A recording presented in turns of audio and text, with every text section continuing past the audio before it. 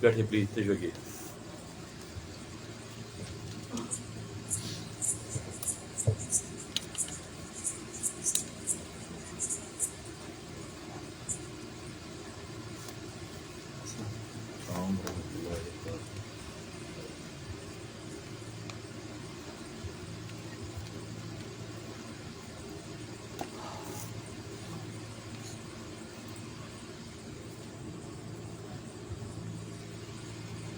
نحمده ونصلي ونسلم على رسوله الكريم وعلى آله وصحابه أجمعين.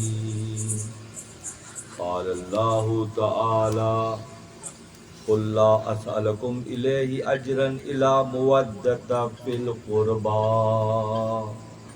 يا صاحب الجمال ويا سيد بشر من وجهك المنير لقد نبر القمر لا يمكن الثناء كما كان حقه بعد از خدا بزرگ توئی قصہ یہ مختصر. انتہائی واجب الاحترام شب جمعہ کی حاضرین و سامعین مجلس، اللہ تعالیٰ کا بے حد شکر احسان ہے کہ ہمارے مرکز خانقاہ مولائے روم شب جمعہ کی ان ساعتوں میں ہر ہفتے مثنوی حضرت مولانا جلال الدین رومی رحمۃ اللہ علیہ سے استفادے کے لیے ہم اور آپ جمع ہوتے ہیں.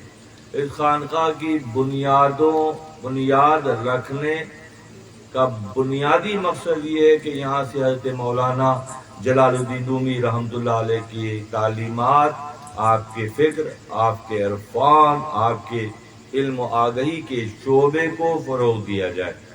درمیان میں یہ ایام آتے ہیں جیسے میں نے پہلے بھی گزشتہ ہفتے عرض کیا کہ اسلامی کیلنڈر، اسلامی تقویم کا پہلا مہینہ قربانی سے موسوم ہے اور اسلامی کیلنڈر کا آخری مہینہ ذی الحج قربانی سے موسوم ہے.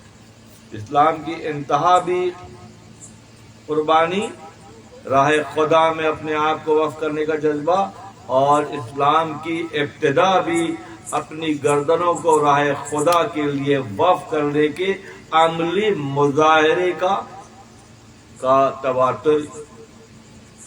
الحمدللہ ثم الحمدللہ اگر ان دو مہینوں کی بنیادی غرض و غایت کو صحیح تناظر میں سمجھا جائے تو ایک ایسا راستہ ملتا ہے جو اللہ کے دوست خلیل حق کا راستہ ہے، کیونکہ خلیل حق نے فرما دیا انی وجہت وجہی للذی فطر السماوات والارض حنیفا وما انا من المشرکین، یعنی کہ مشرکین کی سے برات کا اعلان، اللہ وحدہ لا شریک کی پہچان کا صیغہ اور مقام قلیل حاصل کرنے کا جذبہ حضرت ابراہیم علیہ السلام میں نظر آتا ہے.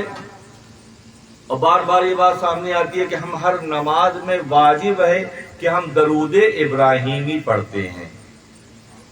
مقام فکر یہ ہے کہ گزشتہ 4000 سال سے پہلے کے واقعات ہیں خلیل حق ابراہیم علیہ السلام اور آپ کے خانوادے کی، مگر جب امت محمدیہ کے لیے عبادت کا طریقہ وضع کیا گیا، تعلق باللہ اللہ سے قربت کا راستہ دکھایا گیا، تو نمایاں کر دیا گیا کہ راستہ وہی ہے جو خلیل حق کا راستہ ہے، اللہ کے دوست حضرت ابراہیم علیہ السلام کا راستہ ہے، آپ کے خانوادے کا راستہ ہے، اور آپ کے صاحبزادے حضرت اسماعیل علیہ السلام غریب سادہ و رنگی ہے داستان حرم.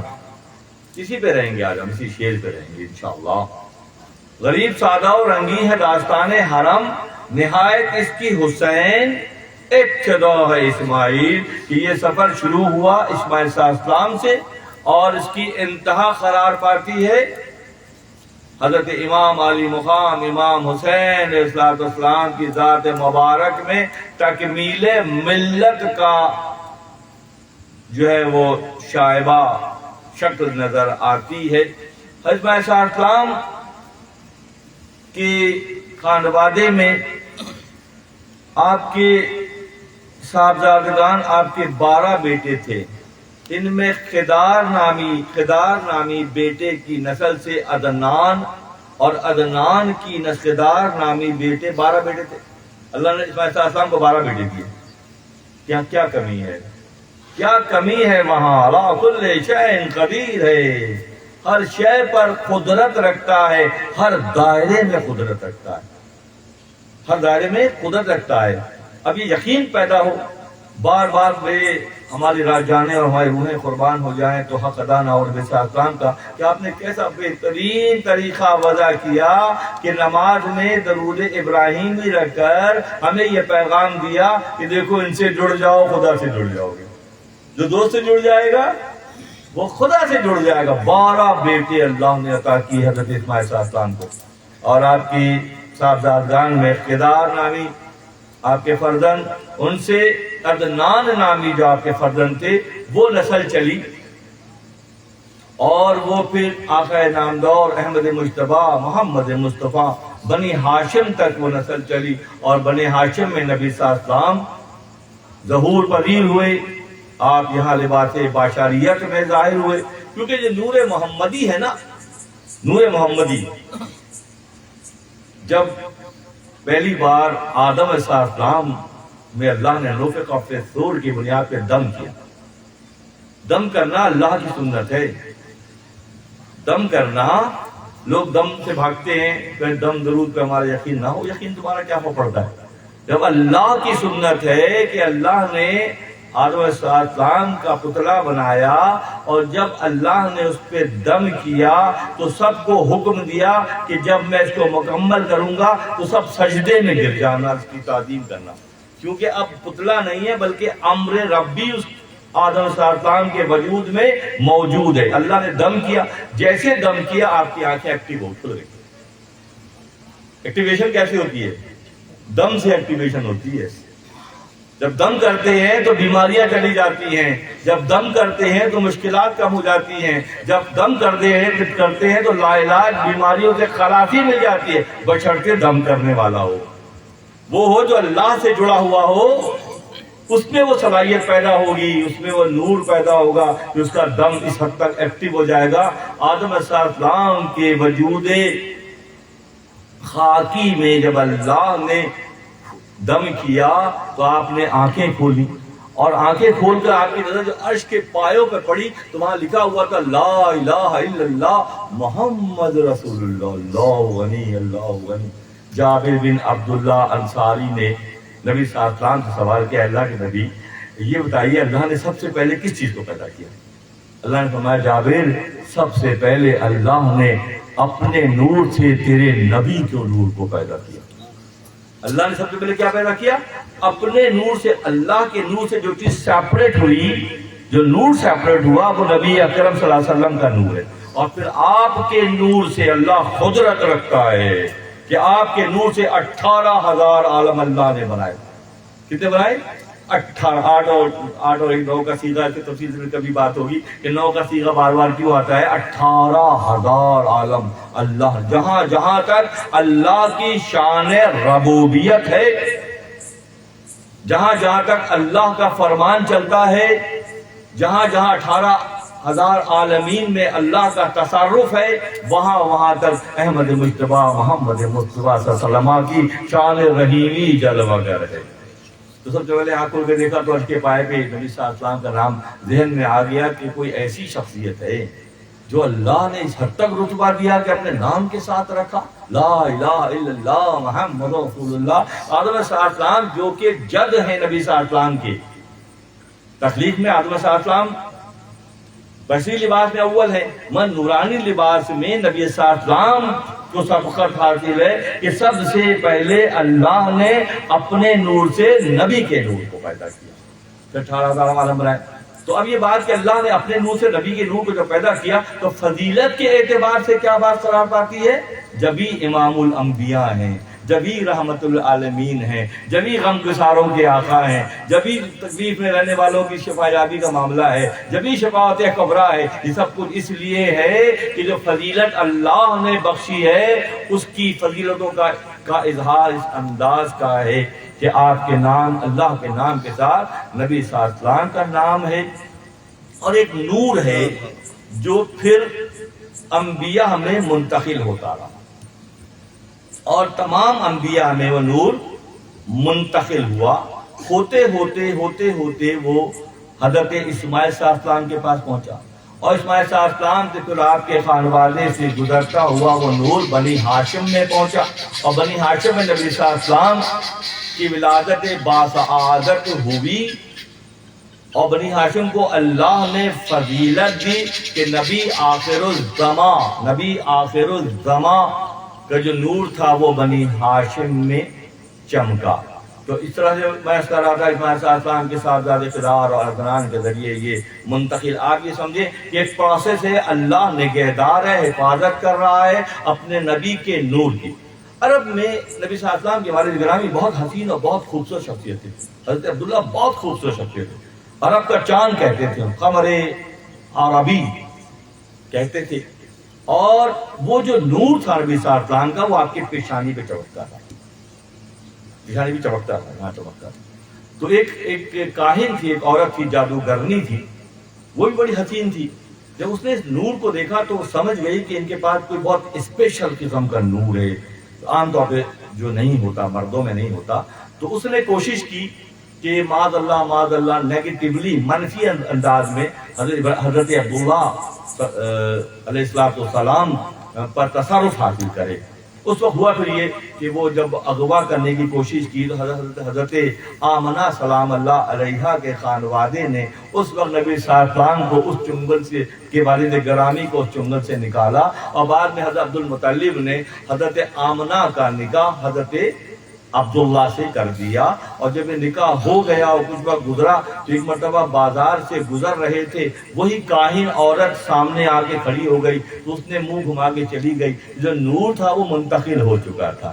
تو اب کہہ رہے اب ان کے پاس کچھ بھی نہیں ہے، تو وہ اس حد تک اس کی نظر تھی کہ وہ اس نور کو دیکھنے والی ہو گئی تھی۔ تو جو نور کو دیکھ لیتے ہیں ان کا مرتبہ الگ ہوتا ہے، مگر اس کے لیے مثبت رہنا ضروری ہے۔ اگر منفی اثرات سے، منفی فکر کے ساتھ اگر اس کا مشاہدہ ہوگا تو وہ فیوز و برکات حصے میں نہیں آئیں گی۔ اسماعیل صلی اللہ علیہ وسلم کے نفس نبی صلی اللہ علیہ وسلم لباس بشریت میں آئے، اور نبی صلی اللہ علیہ وسلم ہی کے خانوادے میں بنو ہاشم میں حضرت مولا کائنات حضرت علی صلی اللہ علیہ وسلم آپ کے چچا زاد بھائی،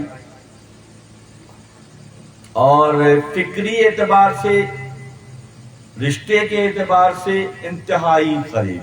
حضرت علی کرم اللہ وجہ جب لباس بشریت میں آئے اور آپ کی والدہ فاطمہ بنت اسد، ان کا نام ہے حضرت علی کی والدہ کا، جب ولادت ہوئی اور معلوم ہوا کہ چچا کے ہاں ایک بچے کی ولادت ہوئی ہے مگر وہ آنکھ نہیں کھول رہا ہے، کئی دن گزر گئے، نبی صلی اللہ علیہ وسلم نے مصروفیات میں کئی دن گزر گئے کہ وہ بچہ آنکھیں نہیں کھول رہا ہے۔ تو جب نبی صلی اللہ علیہ وسلم اطلاع آئی تو آپ جب پہنچے، آپ نے گود میں لیا تو علی نے سب سے پہلا چہرہ جو دیکھا وہ محمد عربی کا دیکھا۔ علی نے جو آنکھیں کھول کے پہلی چیز دنیا میں دیکھی وہ نبی کا چہرہ دیکھا، اور نبی کے ساتھ ساتھ پھر حضرت علی کا وجہ کا سفر شروع ہوا۔ ذہن میں رکھیے گا کہ یہ سب کچھ ایک ترتیب کے ساتھ ہے، ایک ترتیب کے ساتھ ہے، اس میں کہیں بھی کوئی ایرر نہیں ہے۔ یہ خدا کی مرضی اور خدا کی منشا ہے کہ خلیل حق کے خانوادے میں اپنے حبیب کو اللہ بھیجنے کا ارادہ کر لے تو کون سی طاقت ہے جو روک سکے اللہ کو؟ کون سی طاقت ہے جو روک سکے گی؟ حضرت علی کا موضوع کی تربیت نبی صلی اللہ علیہ وسلم سے شروع ہوئی۔ نبی صلی اللہ علیہ وسلم نے اپنی تربیت کی تو پہلے شروع ہی کہ وحی کے زمانے میں آپ نبی صلی اللہ علیہ وسلم کو اللہ کی جانب سے یہ حکم ہوا کہ اپنے خرابت داروں کی دعوت کریں اور ان کو دین پیش کریں۔ دعوت ذو العشیر کہلاتی ہے وہ دعوت۔ اس دعوت میں پہلا معجزہ اللہ نے دنیا والوں کو، دنیا داروں کو دکھانا تھا۔ 6 किलो भेड़ का गोश्त था और इतनी ही जो थी। दावत मौला कायनात को अल्लाह ने भेजा कि जाओ जाके सबको बता कर आओ, जितने भी खानवाद हैं, उसमें अबू जहल भी है, अबू लहब भी है, उमैया बिन खलफ भी है, सारे खराबातदार हैं जो कुरैश के लोग हैं। उनको दावत दी गई कि फला फला दिन नबी मोहम्मद सल्लल्लाहु ने याद किया आप तमाम को, आपसे बात करनी। तो कहले कैसे याद किया? कहले दावत का एहतमाम किया। कहले क्या क्या लोग लग जाते हैं ना, खाने पीने के मामला क्या है, लंगर लंगर कैसा है लंगर, इब्तिदा भी लंगर और इंतहा भी लंगर, दरमियान में कोई इल्मी हवाला ही नहीं। खैर तो बात भी दावत है। तो कहने लगे पूछने क्या दावत है, फिर क्या बना रहे हैं? कहने लगे ये सुना है 6 किलो भेड़ का गोश्त है और 6 किलो जौ है, उसकी एक खास घड़ी एक डिश बनती है अरब के अंदर बनाई गई। तो हंसने लगे मुंह घुमा के ना, कहने लगे 6 किलो गोश्त तो मैं अकेला खा जाता हूँ, जब मैं बैठता हूँ तो 6 किलो गोश्त तो मैं अकेले खा जाता हूँ, 6 किलो में इतनी बड़ी दावत करेंगे ये। बहरहाल मजाक उड़ाने के अंदाज में लोगों ने किया, वो जात जो नाहनु अक़रब इलैहि मिन हब्लिल वरीद, जो रगे जौ से ज्यादा करीब है अल्लाह हमारे। तो जब 6 किलो दावत हुई और दावत का इत्माम हुआ, खाना हुआ, तो वही हमारे जो मशाइख किबार हैं वो भी तरीका इख्तियार करते हैं। देर बन गई, पूरी मत हटाओ ढकना, कभी भी मत हटाओ ढकना, ढकने को थोड़ा सा हटाओ, निकालते रहो, निकलता रहेगा, निकालते रहो, 100 आदमी की दावत करोगे, 5 आदमी खा के चला जाएगा, देर में भी बच जाएगा। ये कौन करता है? ये फौकरा करते हैं, जो नबी से मोहब्बत करते हैं, जो नबी की शान को पहचानते हैं, उनके यहाँ बरकत आ जाती है। वरना दावत करके लोग हल्कान ही रहते हैं कि पता नहीं पूरा होगा कि नहीं होगा। पूरा कब होगा? जब अल्लाह की मर्जी शामिल हाल हो जाएगी तो पूरा हो जाएगा। दावत दुल अशीर में वही 6 किलो गोश्त भेड़ का और 6 किलो जौ ने सबको खूब डट के लोगों ने खाया। उसके बाद बात शुरू हुई, मैं अल्लाह का नबी हूँ, अल्लाह ने मुझे नबूवत दी है और कुरैश में को फजीलत बख्शी है, बनो हाशिम को अल्लाह ने फजीलत बख्शी है। तो बात होती है दोस्तों, सर हिजाब और दिल बसुए दीदा शुद। मौलाना फरमाते हैं कि सैकड़ों हिजाबात आंखों के रास्ते दिल पे पड़ जाते हैं। सद हिजाब और दिल बसुए दीदा शुद, चूं गरज आमद हुनर पोशीदा शुद। जब सैकड़ों हिजाबात अगराज के, मफादात के, तरजीहात के, खराबतदारियों के, दोस्तियों के जो हिजाब है, सारे ये हिजाबात अल्लाह से दूर करते हैं। हम इन्हीं में मजबूर होकर रह जाते हैं और अपने खालिक से दूर हो जाते हैं, क्योंकि ये हिजाबात हैं। सद हिजाब और दिल बस ये भी दशुद, क्यों गरज आमद हुनर पोश। हिजाब पर्दा पड़ गया, हक को देखने से रह गए। दावत दी गई कि मैं अल्लाह का नबी हूँ। अबू जहल, अबू लहब वगैरह ने इंतहाई बद कलामी की उस दिन नबी साहब ने, क्योंकि मफादात थी। मफादात क्या थे कि मक्के में जब लोग आते थे हज के लिए, उम्रे के लिए, तो किसी के पास पानी पिलाने का शोबा था, किसी के पास घर गृहस्थी के इंतजाम करने का शोबा था, और उनके शोबों पे मफादात पड़ रही है, क्योंकि आपने ऐलान नबूवत कर दिया। वो तवक्को लगाए बैठे थे कि हमारे मामला चलेंगे। जब नबी ही तशरीफ ले आए तो फिर मफादात पे जर पड़ी, और जब मफादात पे जर पड़ी तो राह से भटक गए। बहुत बुरी बुरी बातें करके लोग निकल गए, खाना भी खा लिया और चले भी गए। मौला कायनात उस वक्त बहुत कमसिन थे, बहुत छोटे थे, बच्चे थे। आप खड़े हो गए, आपने फरमाया कि गो के मैं बहुत कमजोर हूँ जाहिरी तौर पर, मेरी टांगें बहुत पतली पतली हैं और मेरी आंखों में हर वक्त पानी बहता है, मगर इन तमाम कैफियत के बावजूद मैं आपके साथ हूँ। ये पहला ऐलान है अली सलाम का नबी सलाम से खुरबत के हवाले से आमतुन्नास के दरमियान पब्लिक में, कि मैं हर हाल में आपके साथ हूँ। ये सिलसिला शुरू हुआ, खुरबत का ये मामला रहा। इसीलिए दोस्तों, जब हिजरत का हुक्म आया अल्लाह के नबी को अल्लाह की जानिब से, और रात को हिजरत करनी थी मक्का मुकर्रमा से, तो किसको बुलाया गया? अली को आवाज दी, अली आ जाए। आ गए सरकार, पहले मेरे पास कुछ अमानतें हैं, ये लोगों की हैं।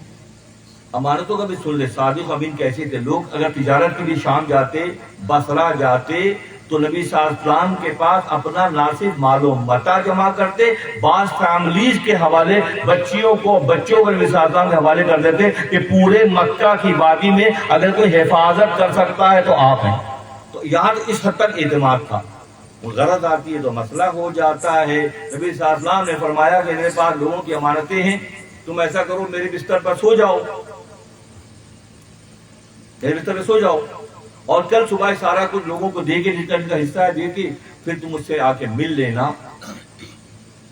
نبی صلی اللہ علیہ وسلم جب ہجرت فرما کر روانہ ہوئے، اب ابو بکر صدیق رضی اللہ تعالیٰ عنہ کے پاس پہنچے، ان کے دروازے پہ پہلے اشارہ کر دیا تھا کہ حالات بہت خراب ہو گئے مکہ مکرمہ میں، کسی وقت بھی ہجرت کا حکم آ سکتا ہے۔ کس سے فرمایا؟ اللہ کے نبی نے ابو بکر صدیق رضی اللہ فرمایا کہ کبھی بھی ابو بکر یہ سفر اختیار کرنا پڑے گا اور تم میرے ساتھ ہوگی۔ تو جب یہ فرما دیا بہت دن گزر گئے، اس کے بعد جیسے نبی صلی اللہ علیہ وسلم پہنچے اور ہلکا سا کھٹکھٹ کیا تو دروازہ کھل گیا، سامنے کھڑے ہوئے آگے۔ حیرت آپ کو نہیں ہوئی، تا قیامت تک کے لیے حیرت ہے یہ کہ جب حکم دے دیا شیخ نے، حکم دے دیا نبی نے، حکم دے دیا اللہ کے فرستادے نے، تو اب کیا چیز واجب ہے؟ واجب ہے کہ اس کو اسی طرح سے اس کی امپلیمنٹیشن ہونی چاہیے۔ جب اللہ پوچھا، اللہ کے نبی جس دن آپ نے فرمایا تھا اس دن سے ابو بکر دروازے کے پیچھے کھڑا ہے کہ کب آپ کھٹکھٹائیں گے اور کب میں گھر سے باہر نکل کر آپ کے ساتھ مل جاؤں گا۔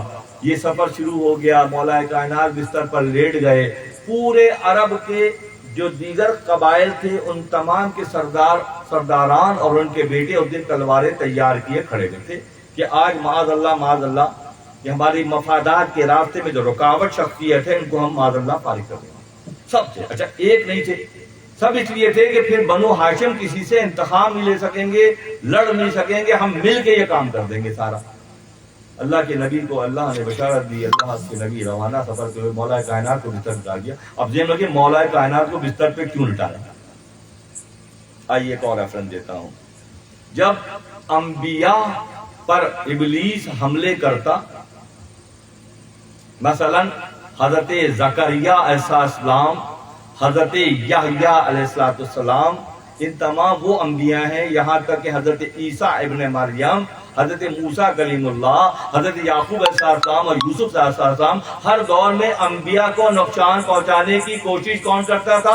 ابلیس کرتا تھا، کیونکہ پہلے دن کہہ دیا تھا کہ میں ان کو بہکاؤں گا، جیسے معاذ اللہ ماتو نے مجھے بہکا دیا، گمراہ کر دیا۔ تو ہر دور میں انبیاء کے راستے میں کون آتا تھا؟ ابلیس آتا تھا۔ ایسے میں ایک نور، بڑے غور سے میری بات سن رہے ہیں، ایسے میں ایک نورانی وجود ظاہر ہوتا، نوری وجود، اور وہ انبیاء کی حفاظت کرتا۔ کس سے؟ ابلیس کے شر سے۔ ایک نور ظاہر ہوتا اور وہ نور انبیاء کی کچھ پناہی کرتا، حفاظت کرتا۔ اور شیطان کے حملے جیسے حضرت یوسف علیہ السلام کے بھائیوں کو کئی بار ابلیس نے بہکایا، واضح طور پر بہکایا، اور جب وہ ظلم کرتے تھے یوسف علیہ السلام، ایسے میں ایک نورانی وجود آتا تھا اور یوسف کو تحفظ دیتا تھا، یوسف کو تحفظ دیتا تھا۔ تو وہ نورانی وجود ہر زمانے میں رہا، انبیاء ما ثابت کے زمانے سے رہا۔ تو اب نورانی وجود کیونکہ نبوت کا سلسلہ اختتام پذیر ہونے کو جا رہا ہے اور یہ آخری چیپٹر چل رہے ہیں، تو یہاں وہ نورانی وجود شکلی اعتبار سے ظاہر ہو گیا۔ یہاں وہ نورانی وجود کے اعتبار سے ظاہر ہوا، وہ مولا کائنات حضرت علی علیہ السلام کا وجود ہے، جو ہر دور میں معلوم رحمۃ اللہ علیہ کی مطلب اسی پڑھ رہا تھا میں، تو اس میں تھا کہ اوخیو انداز بر روی علی افتخار ہر نبی و ہر ولی، ہر نبی اور ہر ولی کے لیے صاحب افتخار ہیں حضرت علی کرم اللہ وجہ کریم، ہر نبی اور ہر ولی کے لیے۔ جب یہ پڑھا تو میں بھی تھوڑا سا تردد کا شکار ہوا کہ یہ ریفرنس نہیں مل رہا تھا، مضبوط حوالہ نہیں مل رہا تھا۔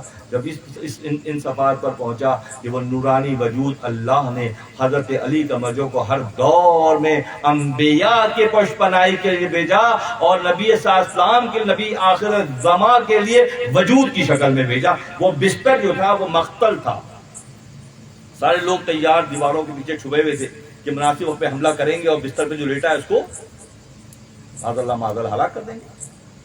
تو جب وہ حملہ ہوا تو دیکھا گیا کہ حضرت علی لیٹے ہوئے ہیں، وہ سارے حیران ہو گئے، یہاں تو محمد عربی کو ہونا چاہیے تھا، آپ کیسے لیٹے ہوئے ہیں؟ बहरहाल वो वाक़या आगे बढ़ गया, नबी सल्लल्लाहु अलैहि वसल्लम हिजरत फरमा गए। उन्होंने हज़रत अली को कुछ नहीं कहा। बाद में किसी पूछने वाले ने पूछा कि या मौला, बात यह है कि वो बिस्तर तो मख्तल का बिस्तर था और आपने चादर तान के सो गए उसमें बड़े आराम से। फरमाया कि पूरी जिंदगी में एक ही रात सुकून से सोया हूँ, एक ही रात सोया हूँ सुकून से, क्योंकि अल्लाह के नबी के ज़बान अतहर से अदा हुआ कि अली सो जाओ, सुबह ये काम कर लेना। तो मुझे जिंदगी में एक दिन सिर्फ यकीन पैदा हुआ कि उस दिन मुझे कुछ भी नहीं होगा, चाहे कितने ही सितमगर हमला करें। तरबियत चल रही है। मदीना मनौरा पहुंचे, तारीख इंसानी का अजीब और गरीब बात वाक़या है ये। नबी सल्लल्लाहु अलैहि वसल्लम ने मवाखात कहते हैं भाईचारा कायम करने की बात। एक अंसारी और एक महाजिर को बुलाया और नबी सल्लल्लाहु अलैहि वसल्लम ने उनको भाई भाई बना दिया। इंसानी तारीख में ऐसी कोई मिसाल नहीं है कि मुख्तलिफ जेनेटिक कोड रखने वाले लोग, मुख्तलिफ फिक्री कैफियत रखने वाले लोग इस तरह से शीर शकर हो गए जिन्हें अल्लाह के नबी ने मिलाया था। सबको मिला दिया, ये अकेले बच गए, रो रहे हैं खड़े होकर मौला कायनात कि अल्लाह के नबी आपने सबको भाई भाई बना दिया, मुझे किसी का भाई नहीं बनाया। अली तुम यहाँ भी मेरे भाई हो और तुम वहाँ भी मेरे भाई हो। अब प्रोसेस है, सब कुछ अभी प्रोसेसिंग है, अभी कंप्लीट नहीं हुआ है सिलसिला।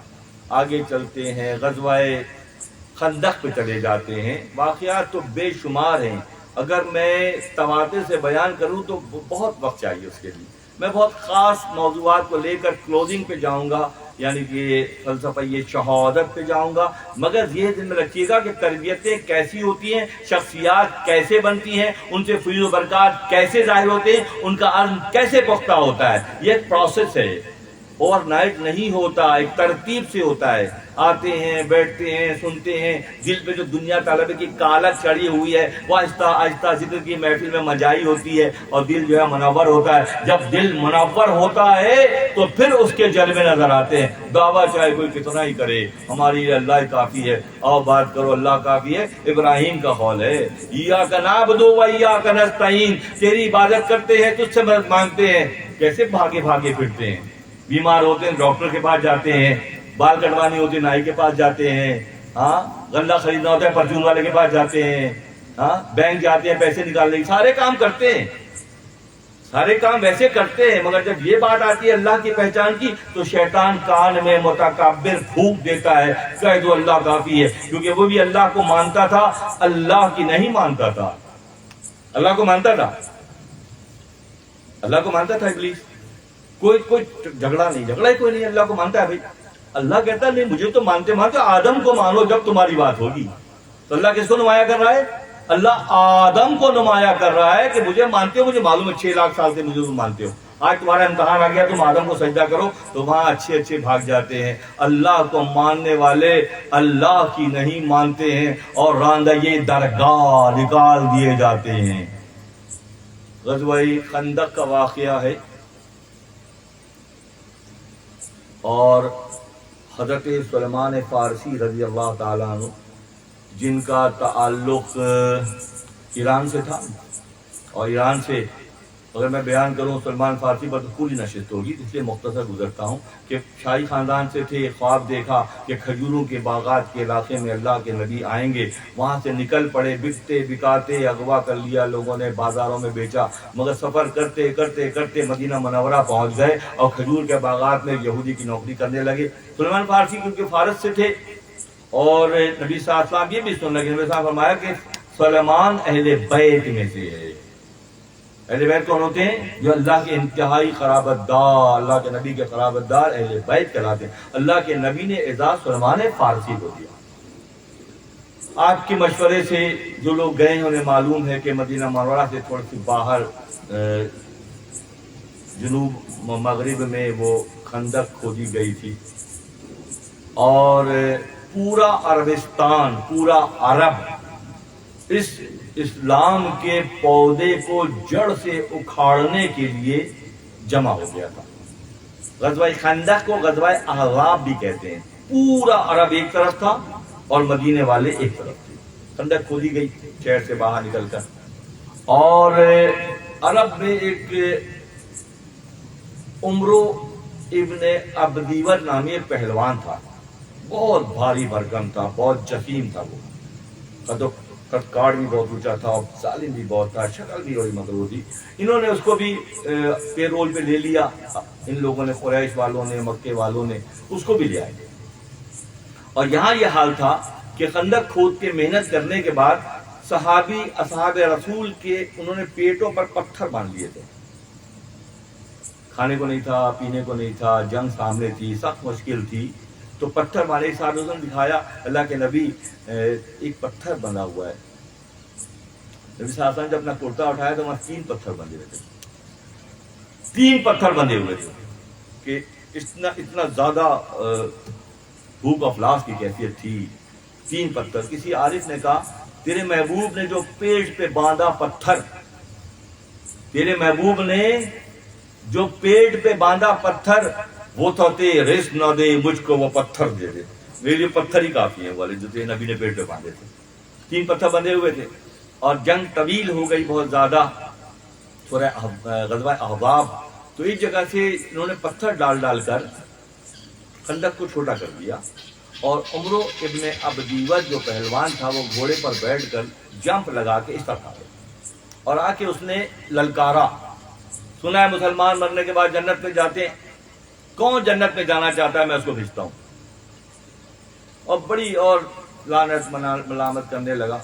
نبی صلی اللہ علیہ وسلم نے سب بندی کی ہوئی تھی، تمام اصحاب بھی موجود تھے، مولا کائنات بھی موجود تھے. جب اس نے بہت زیادہ بدتمیزی کی تو مولا کائنات اٹھے مقابلہ کرنے کے لیے. تو نبی صلی اللہ علیہ وسلم نے ان کو بٹھا دیا. پھر دوبارہ گفتگو اس نے کی. اس کو کہتے ہیں، اس میں کہتے ہیں عربی میں رمز کہتے ہیں، رمز یعنی کہ للکارتے ہیں جس میں بد دعائیں بھی ہوتی ہیں، گفتاری بھی ہوتی ہے اور سخت کلمات بھی ہوتے ہیں. وہ کہنے لگا، رزمیہ شاعری پڑھنے لگا، رزمیہ شاعری پڑھنے لگا. تو مولا کائنات دوسری بار اٹھے، پھر لگنے میں اٹھا دیا. اٹھ سکتے تھے اور بھی اٹھ سکتے تھے اور بھی. اس کی جسامت دیکھ کر، اس کا حال دیکھ کر رکے رہے سب. تیسری بار جب اس نے زیادہ للکارا، مولا کائنات اٹھے. نبی صلی اللہ علیہ وسلم روکا، اپنا امامہ مبارک، اپنا جبہ مبارک، اپنی تلوار مولا کائنات کو دی کہ ٹھیک ہے ابھی اب جاؤ، اب مقابلہ کرو. اتمام حجت ہو گئی. موقع تھے مگر یہ رتبہ بلند ملا جس کو مل گیا. ہر مدعی کے واسطے دور و رسن کہاں، ہر ایک کے حصے میں نہیں آتی سعادتیں، جس کو ملنا ہوتا ہے خدا ان کو دیتا ہے. جب وہاں پہنچے تو پوچھا کہ تم کون ہو؟ اس نے پوچھا. آپ نے فرمایا کہ میں علی ابن ابی طالب ہوں. عمرو بن عبدیوت نے تو اپنا تعارف کرایا کہ میں تم سے لڑنا نہیں چاہتا، کیونکہ غزوہ بدر میں اور غزوہ احد میں مولا کائنات کی تلوار کی دھار ذوالفقار کی دنیا دیکھ چکی تھی کہ جو آیا نہیں بچا. تو جانتا تھا کہ یہ دیکھنے میں تو ایک سادہ سا نوجوان بظاہر ہے، اس کی روح تو بہت تگڑی ہے نا، جو انبیاء کی حفاظت کرتی ہے وہ روح کیسی ہوتی ہوگی. میں تم سے مقابلہ نہیں کرنا چاہتا، میں تم سے کرنا چاہتا ہوں. بہرحال لڑائی شروع ہوئی. اس نے جو تلوار چلائی تو آپ کے سر پہ جو خود ہوتا ہے، جو حفاظت، سر کی حفاظت کے لیے پہنا جاتا ہے جنگوں میں، لوہے کا ہوتا ہے، وہ لوہے کو کاٹ کے اس کی تلوار کی کاٹ نے پیشانی پہ زخم کیا نا مولا کی. آپ نے جو پلٹ کے بعد کیا تو اس کا دایاں بازو ہی کاٹ دیا. تو اس کا دایاں بازو کٹا تو سامنے پھر سورہ احزاب اور قرآن کہتا ہے کہ اس دن اللہ نے خاص طرح کی آندھی چلائی مومنین کی فتح کی علامت کے طور پہ. پورا اس کے قتل ہونے کے بعد پورا لشکر بکھر گیا اور سارے عربستان والے لوگ واپس چلے گئے. اس کے بعد پھر کسی کی جرت نہیں ہوئی، کیونکہ اللہ کے نبی نے فرمایا کہ اب مدینے پہ کوئی حملہ کر ہی نہیں سکے گا. تربیت چل رہی ہے، مقام دکھایا جا رہا ہے. اسی طرح سے غزوہ خیبر پہ آ جاتا ہوں. غزوہ خیبر کے موقع پہ جب بڑے بڑے اصحاب نے کوشش کی اور خیبر کا قلعہ فتح نہ ہوا تو اللہ کے نبی نے فرمایا کل میں اس کو علم دوں گا جو خیبر کو فتح کرے گا. اب سارے اصحاب، بڑے بڑے صاحب، نامی گرامی اصحاب، یہ بھی ذہن میں رکھیں، وسعت نظری اور وسعت قلبی اور تربیت کی بات ہے کہ کوئی خدا نخواستہ حاسدانہ عمل نہیں تھا، یہ مطابقت تھی اچھے سے اچھا کرنے کی کوشش کرنے کی. اب سب سارے جاگ رہے ہیں رات بھر کی. صبح کس کو پکارا جاتا ہے؟ صبح جب وہی فجر کی نماز کے بعد اللہ نے فرمایا کہ علی کو بلاؤ. علی حاضر ہوئے. وہ جو بچپن میں مرض تھا آنکھوں میں پانی بہتا تھا, آنکھوں میں چشم کا مرض کہتے ہیں, وہ آنکھوں سے پانی بہ رہا تھا اور آنکھیں گیلی گیلی ہو رہی تھیں. قریب آج کھڑے ہو گئے, اللہ کے نبی نے اپنا لعاب دہن مولا کائنات کی آنکھوں میں لگایا. میرا ایمان تو یہ کہ اسی لعاب دہن نے قلعے کو نکال کے, دروازے کو نکال کے باہر پھینک دیا, لگایا, تلوار دی, علم دیا, اور پھر وہ خیبر فتح ہوا. خیبر یہودیوں کا قلعہ تھا. اس مدینہ بدر کرنے کا بغض اور حسد اور دشمنی یہودیوں کے اندر تھے اس وقت سے لے کے آج تک بھی ہے. آج بھی ہے. بچے جو فیس بک پہ اور یوٹیوب پہ جاتے ہیں معلوم ہے کہ یہودیوں کا نعرہ یہی ہے کہ بس وہ آخری فتح تھی تمہاری, اب ہمارا دور شروع. اب بھی کہتے ہیں وہ لوگ کہ مولا کی تلوار کی کاٹ اور خیبر کے قلعے کو فتح کرنے کا عمل یہودیوں کے دل میں اب تک بیٹھا ہوا ہے. جے ہوا آپ ہی کی تمام شخصیت سازی کا مرحلہ, اور پھر اللہ کی جانب سے اشارہ ہوا کہ خاتون جنت حضرت زہرا سلام اللہ علیہا کا نکاح مولا کائنات سے ہوا. یہ پوری ترتیب ہے دوستوں. ان 2 مہینوں کے ان بیان کو ذہن میں رکھو, ساری ترتیب واضح ہو جائے گی کہ ہم کس راہ پر ہیں. ہم انبیاء کی ملفت و محبت کی راہ پر ہیں یا ہم کچھ کنارے کنارے ہیں. ایک دفعہ پکچر کلیئر ہو جائے گی ساری بات. مولا کائنات کا نکاح اللہ کے نبی نے حضرت زہرا سلام اللہ علیہا سے, آپ کے بطن اطہر سے حسنین کریمین عالم وجود میں آئے. عبرانی زبان میں حسن اور حسین جو ہے وہ شبر اور شبیر ہیں. شبر عبرانی زبان میں شبر کون ہے؟ امام حسن علیہ السلام ہے. اور شبیر کون ہے؟ امام حسین صاحب. یہودی زبان میں, عبرانی زبان میں شبر اور شبیر کی معنی حسن اور حسین کے ہیں. جب آئے مباہلہ 2 مہینے جو ذی الحج میں گزرے ہیں دوستوں, ہم لوگ بالکل پتہ نہیں کس غفلت میں ہیں. ایک تاریخ گزری ہے 18 ذی الحج کو, جس دن اللہ کے نبی نے حج سے واپسی کے موقع پر من کنت مولا فہذا علی المولا کا فتویٰ دیا. فائنل فائنل فائنل اپنے اعلان کیا کہ جس کا میں مولا ہوں علی اس کے مولا ہیں. یہ 18 ذی الحج کو واقعہ پیش آیا حج سے واپسی کے موقع پر. پھر 24 ذی الحج کو ایک بہت بڑا واقعہ پیش آیا. ہمیں کچھ نہیں پتا, ہمیں صرف یہ پتا ہے کہ بچیاں کاٹنی ہے, اور اس کے بعد اس دوست کے ہاں اور اس دوست کے ہاں کباب پراٹھے کی محفل ہوگی, اور وہاں پہ جو ہے وہ ٹکے کی محفل ہوگی, وہاں پہ گولا کباب کی محفل ہوگی. ہمیں صرف یہ پتا ہے. ذی الحج کے اس کے بارے میں ہم اس سے زیادہ کچھ نہیں پتا. 18 ذی الحج من کنت مولا کا سبق ہے, اور 24 ذی الحج. میں نے کہا کہ دونوں مہینے بہت اہم ہیں, مگر بہت افسوس کے ساتھ کہنا پڑتا ہے کہ ہم انتہائی سطحی علم رکھتے ہیں اس کے بارے میں. جتنا ہم سطحی علم رکھتے ہیں اتنا ہی ہم مرکز سے دور ہیں. اگر اس کا علم و ادراک پورا ہو تو منظرنامہ ڈفرنٹ ہو. آیا مباہلہ قرآن کی موجود آیت ہے, آل عمران کی آیت ہے, قل ندعو ابناءنا وابناءکم ونساءنا ونساءکم وانفسنا وانفسکم.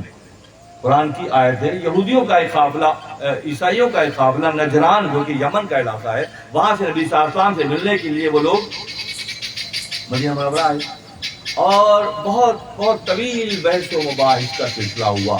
آپ اللہ کے نبی کو نبی آخر زماں نہیں مان رہے تھے, اور بھی بہت سارے اشکالات تھے. عیسیٰ ابن مریم کے حوالے سے یہ اشکال تھا, یہ سوال تھا کہ جیسے ہمارے یہاں تصور یہ ہے کہ عیسیٰ ابن مریم روح اللہ ہیں, اللہ نے خاص طریقے سے ان کو عالم وجود میں بھیجا, بغیر باپ کے پیدا ہوئے. جبکہ ان کا تصور یہ ہے کہ تثلیث کا تصور ہے. تثلیث 3 کو کہتے ہیں, اللہ ہے, ماں ہے اور بیٹا ہے. اور یہ اللہ کے ساتھ بہت زبردست قسم کا شرک ہے کہ اللہ لم یلد ولم یولد کے مقام پر ہے. اسی لیے اللہ کا کوئی شریک نہیں ہے, نہ ہو سکتا ہے, کیونکہ اللہ وحدہ لا شریک ہے. قل آپ فرما دیجئے. یہ بھی بات ایک اور بھی نکل آئی. تو جگہ جگہ قرآن میں قل, جیسے میں نے ابھی بھی ایک آیت کی تلاوت سورہ شورا سے کیا تھا, قل لا اسألکم الیہ اجرا الا مودۃ بالقربى. آپ فرما دیجئے میں نے جتنی محنت کی ہے, قرآن کا صیغہ ہے, سورہ شورا کی آیت ہے, آپ یہ فرما دیجئے قل لا اسألکم, میں کوئی سوال نہیں کرتا تم سے, جو میں نے محنت کی. تم بیٹیوں کو گاڑ دیا کرتے تھے, خواتین گھر میں جھنڈے لگا کے دعوت دیتی تھی کہ آؤ ہمارے ساتھ رہو. تم کسی کا بھی مال لوٹ لیتے تھے, قافلے لوٹ لیتے تھے, تم وحشی درندے تھے. میں نے تم پہ محنت کر کے تمہیں یہ بنایا. میں اس کا کوئی محنتانہ تم سے نہیں مانگ رہا ہوں, عجیب و غریب. صرف اسی آیت کی شرح کروں تو بات کہاں سے کہاں چلی. قل لا سورہ شورا, بچے دیکھنا چاہیں دیکھے جا کے قرآن میں, لا اسألکم الیہ اجرا الا مودتا, کہ میں اس سے زیادہ تم سے کوئی سوال نہیں کر رہا. کون کہہ رہے ہیں یہ؟ نبی آخر الزمان فرما رہے ہیں, انبیاء کے سردار فرما رہے ہیں. سب بندی کرو تو ایک کا سر دوسرے کے خدموں میں, دوسرے کا سر تیسرے کے خدمے میں, یا کا سر زکریا کے خدمے میں, زکریا کا سر عیسیٰ کے خدموں میں, موسیٰ کا سر ہارون کے خدموں میں. ایک دوسرے کے سب بندی ہوتے ہیں, ہم کرتے ہیں نا, سب بناتے ہیں, جھکتے ہیں نا. ہمارے خدم کہاں ہوتے ہیں؟ سامنے والے کے پاس ہوتے ہیں. مگر محمد عربی کو اللہ نے فضیلت یہ دی کہ آپ کا سر کسی کے قدموں میں نہیں ہے. آپ اللہ کی شان کبریائی کا جلوہ ہے. بات ہو رہی تھی کہ آئے مباہلہ, آئے نجران کے عیسائی, اور عیسائیوں میں یہ طریقہ تھا کہ بہت پہلے سے تھا, اور بہت سے فرقے تھے دوستوں. یہ سب موضوع نہیں ہے ورنہ میں اس کی تشریح کرتا. عیسائیوں میں بے شمار فرقے تھے, یہ دوسرے کو قتل کر دینے میں کوئی آر محسوس نہیں کرتے تھے. اور اس بات پر یہ اختلاف آج جب بحث کی, اللہ کے نبی نے فرمایا کہ اپنا موقف پیش کیا تو بڑے بڑے جو راہب تھے, جس میں سب سے بڑا عاقب نامی ایک بہت بڑا پادری تھا ان کا, وہ اختلاف پیدا ہوا. تو ان کے یہاں یہ ہوتا تھا عیسائیوں کے یہاں کہ جو اختلاف پیدا ہو گیا, اب دو گروہ جو ہیں جن میں اختلاف ہوا وہ ایک دوسرے کو بد دعا دیں, میدان میں جمع ہو جائیں اور دونوں ایک دوسرے کو بد دعا دیں. جو حق پر ہوتے وہ سیف ہو جاتے, اور جو حد سے تجاوز کرنے والے ہوتے وہ مختلف بیماریوں میں, امراض میں, حادثات کا شکار ہو کر فنا ہو جاتے. یہ ان کے یہاں تھا, یہ ان کے یہاں تھا. جب بات نہیں بنی تو عاقب نے کہا کہ ایسا کرتے ہیں, ہم آپ کے ساتھ مباہلہ کرتے ہیں. لگے میں قبول کر لیا. خدا نے کچھ اور ہی دکھانا دنیا کو. اللہ کی جو گرفت ہے نا دوستوں, ہر دائرے میں اس کی گرفت ہے. ہم یہ سمجھ جائیں تو بہت سے مسئلے حل ہو جائیں ہمارے. اللہ علی کل شیء قدیر ہے, ہر دائرے میں اس کی قدرت ہے. ہمارے یہاں رگے جہاں سے قریب ہے. قرآن کی آیت ہے کہ وَهُوَ مَعَكُمْ أَيْنَمَا كُنْتُمْ, تم کہیں بھی ہو وہ اللہ تمہارے ساتھ ہے. اگر یہ خیال پختہ ہو جائے تو سوچیں کتنا خشیت اللہ کی کیفیت ہوگی, اور بھٹکنے کی جو کیفیت اسی لیے ہے کہ ہم اللہ کو عرش پہ ہم نے بٹھایا, جبکہ وہ قرآن کہتا ہے کہ وہ رنگے جہاں سے جائے. ہر برائی, ہر بددیانتی, ہر حد سے تجاوز کرنا, جب یہ خیال پختہ ہو جائے گا کہ وہ ہمیں رگے جہاں سے قریب ہے, وہ مَعَكُمْ أَيْنَمَا كُنْتُمْ, تم کہیں بھی ہو وہ اللہ تمہارے ساتھ ہے. مثال دیتا ہوں کہ اس کی جو ویوز ہیں واش روم میں نہیں آ جاتے ہیں, روکتا ہے کیوں کو؟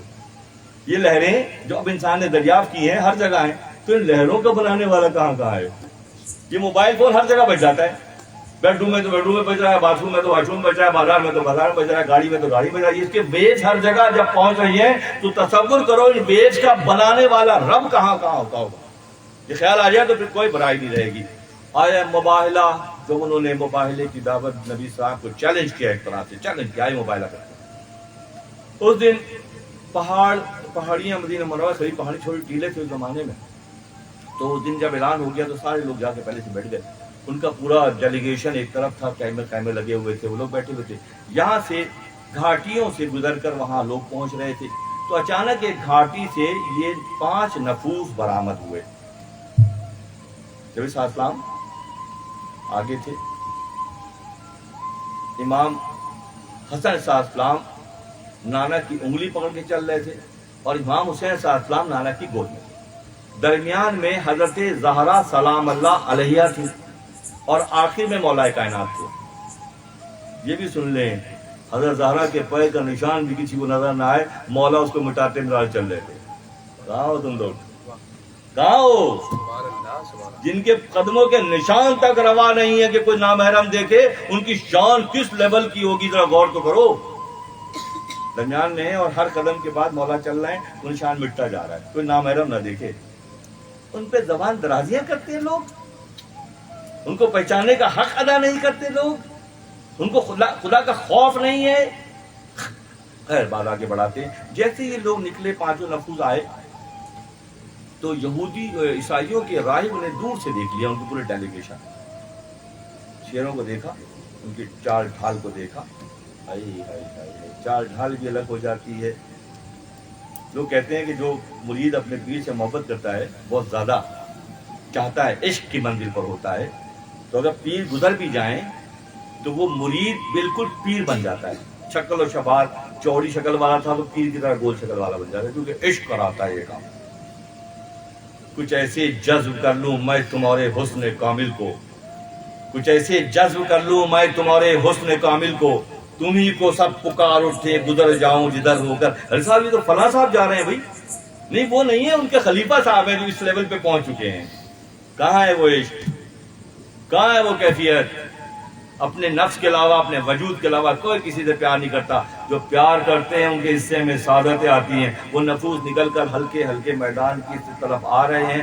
عاقب نے دور سے دیکھا, ان کے ساتھیوں نے دیکھا, کنی ان سے موبائلہ ہم ان سے موبائلہ ہم کر ہی نہیں سکتے. ان کے چہرے پہ ایسا نور ہے کہ اگر یہ پہاڑوں کو حکم دیں کہ چلو تو پہاڑ چل پڑیں گے. اگر ہم یہ جو آ رہے ہیں 5 افراد, اہل بیت اطہار کون ہیں؟ یہی 5 وہ نفوس ہیں جو اہل بیت اطہار کہلاتے ہیں, جن کو اللہ کے نبی نے مباہلے میں شریک کیا. اور ایک موقع پہ اللہ کے نبی بہت بڑی سی چادر اوڑھ لیا آپ نے, اور مولا کائنات کو آواز دی, علی اندر آ جاؤ, فاطمہ اندر آ جاؤ, حسنین اندر آ جاؤ. اور گردن نکال کے اللہ کے نبی نے فرمایا کہ اے اللہ یہ میرے اہل بیت ہیں, میں ان سے محبت کرتا ہوں, تو بھی ان سے محبت کر. یہ کون ہے؟ کلاسیفیکیشن ہے. جب واپس آ گئے اور مباہلہ نہیں ہوا, وہ لوگ پسپا ہو کے چلے گئے سارے عیسائی, واپس آئے تو ام سلمہ ایک بہت ہی سینئر ازدواج میں ان کا شمار ہوتا ہے, بڑی عمر کی خاتون تھی.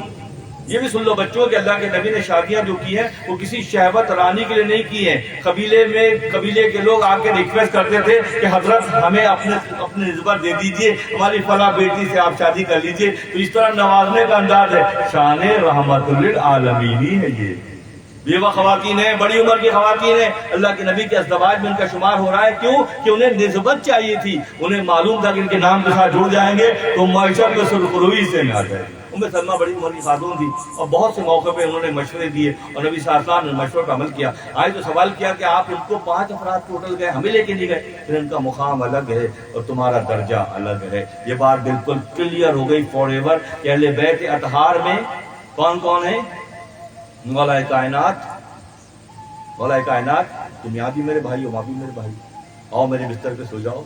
یہ تلوار لے کے کون جا رہا ہے آج کل؟ جب وہ عمر اپنے ابدیوت کی طرف مولا کائنات جا رہے تھے غزوہ احزاب میں, جب جا رہے تھے اس طرف اللہ کے آج کل اسلام اور کل کفر کی جنگ گئی ہے. آج ہوگی اس وقت جو جنگ ہوگی یہ علی عمر اپنے ابدیوت سے جو لڑیں گے جا کے ابھی, تو یہ کل اسلام اور کل کفر کی جنگ ہے. اور اس میں اللہ نے اسلام کو غلبہ دیا مولا کائنات کے دست مبارک سے.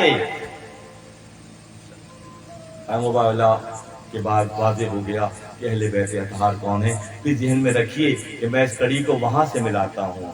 غریب سادہ و رنگی ہے داستان حرم, غریب سادہ و رنگی ہے داستان. علامہ اقبال کہہ رہے ہیں, علامہ اقبال کوئی چھوٹی چیز کا نام نہیں ہے. علامہ اقبال اندر سے بہت سپر فلائٹ کی کیفیت کا نام ہے. ہماری عقلیں مت ماری گئی ہیں کہ تعصب کی وجہ سے ہم علامہ سے دور ہو گئے. میری اسٹڈی ہے کہ 1000 سے زیادہ کتابیں ایران میں اقبال لاہوری پر لکھی گئی ہیں. 1000 سے, جب تک میں ان کے ساتھ بہت کانٹیکٹ میں تھا ایرانی کانسلیٹ میں, تو اس وقت کی رپورٹ 1000 کتابیں صرف علامہ اقبال پر لکھی ہیں. وہ کہتے ہیں کہ ہمارا ایران جو اس وقت کھڑا ہے وہ علامہ کی فکر کی وجہ سے کھڑا ہوا ہے, اور ہم پھنسے ہوئے ہیں یہاں پھنسے, یہاں دلدل ہمارے یہاں تک آ گیا, ڈوب رہے ہیں ہم, کیونکہ ہم نے حق کو چھوڑ دیا, ہم نے اللہ کی پہچان کو چھوڑ دیا, ہم نے اللہ والوں کی پہچان کو چھوڑ دیا, تو ہم مشکل میں ہیں. آیا مباہلہ کے بعد جب نفوس واپس آئے تو نبی صلی اللہ علیہ وسلم نے واضح کر دیا. پھر نبی صلی اللہ علیہ وسلم جب حضرت حسن یا حسین, جو لوگ گئے ہیں انہیں معلوم ہے کہ نبی صلی اللہ علیہ وسلم کا حجرہ حضرت عائشہ صدیقہ رضی اللہ تعالیٰ عنہ کا حجرہ, اور کونے میں مولا کائنات کا حجرہ. تو کئی حجرے بنے ہوئے تھے, سارے حجرے ہی تھے. صاحب نے باقاعدہ کتاب لکھی ہے تو کونے پہ مولا وہاں پہ حسنین کریمین اس کے صحن میں کھیلتے تھے، جنہیں ہم قدمین کہتے ہیں۔ قدمین کہتے ہیں پچھلے حصے کو جہاں پیر ہیں، اور جو بجاؤ یہ جو مواجہ شریف ہے وہ اگلا حصہ ہے۔ تو وہاں وہ دروازہ نبی صلی اللہ علیہ وسلم جب مدینہ منورہ سے جاتے باہر سفر پر تو اس دروازے پر آتے، اور جب نبی صلی اللہ علیہ وسلم سفر سے واپس آتے تو اس دروازے پہ آتے، یعنی کہ ایک سفر میں 2 مرتبہ نبی صلی اللہ علیہ وسلم اس دروازے پہ آتے، کس کے؟ حضرت زہرا سلام اللہ علیہا کے دروازے پہ۔ کچھ میرے دوستوں کو علم میں بات ہو کہ میاں صاحب قبلہ نے اس فقیر کی ڈیوٹی اسی دروازے پر لگائی۔